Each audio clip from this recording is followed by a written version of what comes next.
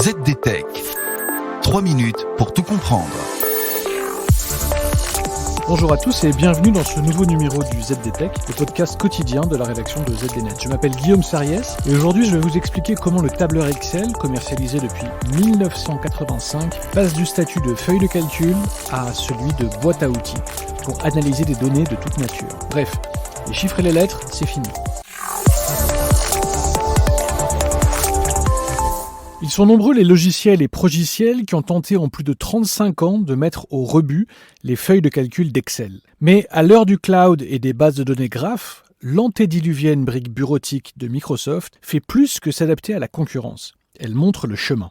Lors de la dernière conférence Ignite, Microsoft a clairement expliqué que les comptables et autres chefs de projet n'étaient plus la cible favorite d'Excel. Les experts de la cellule de demain sont les concepteurs d'applications professionnelles, qu'ils soient développeurs informatiques ou non. C'est en effet pour eux que Microsoft a mis à jour Excel. Désormais, ce ne sont plus seulement du texte ou des chiffres qui seront manipulés avec les formules du tableur. Les types de données personnalisées et les métadonnées vont être affichés dans les lignes et les colonnes des feuilles de calcul. Visuels, coordonnées géographiques, éléments chimiques, structures anatomiques ou encore minéraux pourront être embasés dans Excel. De quoi utiliser désormais l'antique logiciel pour créer de nouvelles solutions pour les professionnels et l'extirper pour de bon des cabinets comptables. Car ces nouvelles possibilités permettent à présent d'envisager Excel comme une base solide pour développer des applications low-code et no-code, la grande mode du moment. Mais pour réaliser ce tour de force, Microsoft a dû aller un peu plus loin que les très classiques macros et les liens avec Access.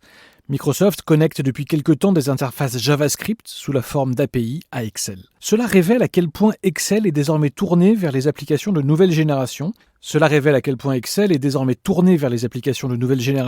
Qui fonctionnent avec des données qui peuvent être stockées ailleurs que dans les serveurs de votre entreprise. Et dans des formats très différents de ceux que nous utilisons habituellement.